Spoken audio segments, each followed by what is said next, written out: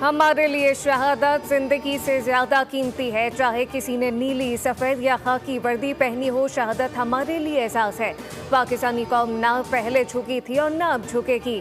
DGISPR lieutenant general Ahmad शरीफ चौधरी का चीनी media को इंटरव्यू। कहा कि आज पाकिस्तान की गलियों में लोग फतह नहीं बल्कि अमन की खुशी मनाते नजर आते हैं। हम अमन पसंद कौम हैं। आप देखेंगे पाकिस्तान तेजी से तरक्की करेगा। दुनिया को चीन की कम अरसे में बड़ी आबादी के साथ हासिल करदा तरक्की से सबक लेना चाहिए। पाकिस्तान और चीन दो जिम्मेदार रियासतें हैं। दोनों ममालिक का ताउन मिसाली है। दहशतगर्दी का मकसद ही तरक्की को रोकना है, लेकिन हम इसे शिकस्त देकर तरक्की की राह पर गामजन हैं।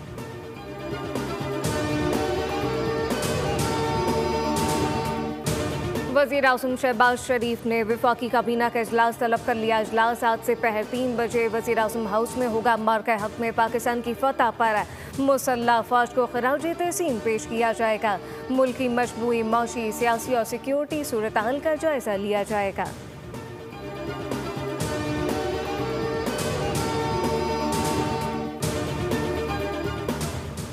नायब वज़ीर आज़म का दौरा चीन। बीजिंग में चीनी कम्युनिस्ट पार्टी के वज़ीर लियो जियानचांग से मुलाकात। दो तरफा ताल्लुकात और दीगर उमूर पर तबादला ख्याल किया गया। दोनों रहनुमाओं ने स्ट्रेटेजिक ताउन मज़ीद मजबूत बनाने पर इत्तफाक किया। इसहाक डार आज चीनी हम मनसब से मिलेंगे। खत्ते की सूरत हाल और दीगर उमूर पर बात होगी।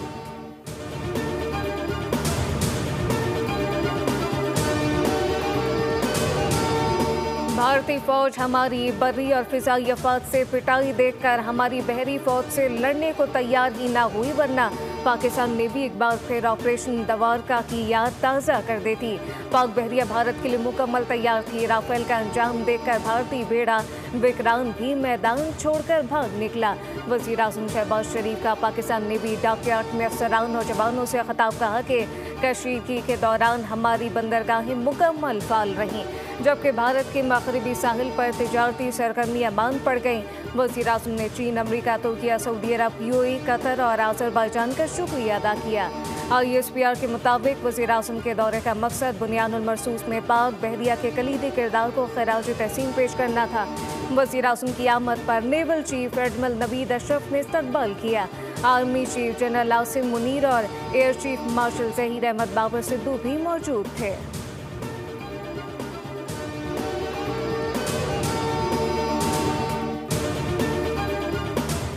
पाकिस्तान ने अरब मुल्कों को भारतीय जहरियत और पाकिस्तानी जवाब से आगाह कर दिया। अक़वाम मुत्तहिदा में मुस्तकिल मंदूब आसिम इफ्तिखार की तफसीली ब्रीफिंग। बताया कि जहरियत पर पाकिस्तान ने UN चार्टर के तहत दिफा के हक का बराबर इस्तेमाल किया।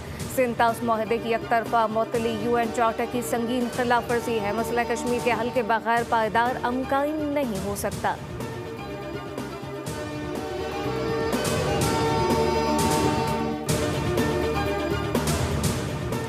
सिक्योरिटी फोर्सेस की खैबर पख्तूनख्वा में मुख्तलिफ कार्रवाइयाँ। भारतीय हिमायत याफ्ता 9 खवारिज हलाक।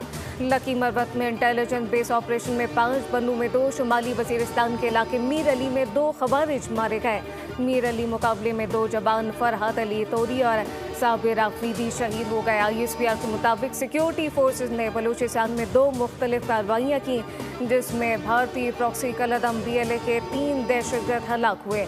मारे जाने वालों में भारतीय स्पॉन्सर दहशतगर्द सरखना साबिरुल्लाह और दहशतगर्द अमजद भेजो शामिल, जबकि सदर वज़ीर आज़म और वज़ीर दाखिला का फोर्सेस को खराज तहसीन।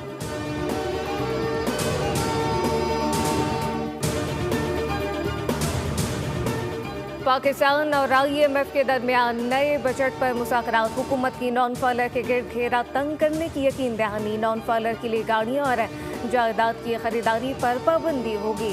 नॉन फाइलर माली लेन देन की ट्रांजैक्शन नहीं कर सकेंगे। नए बजट में नॉन फाइलर के लिए आसानी नहीं बल्कि मजीद सख्ती होगी।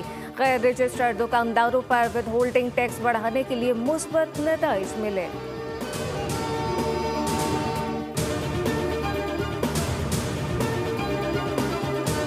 और गर्मी के सताए शहरियों के लिए बुरी खबर। सूरज इस हफ्ते भी कहर ढाएगा। 24 मई तक आग बरसाएगा। मुल्क भर में शदीद गर्मी की नई लहर का आगाज।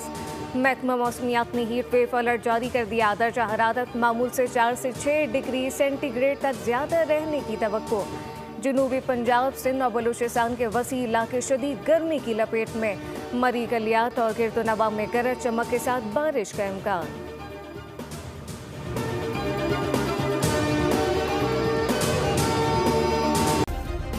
सब्सक्राइब करें और बेल दबाएं ताकि कोई खबर रह न जाए।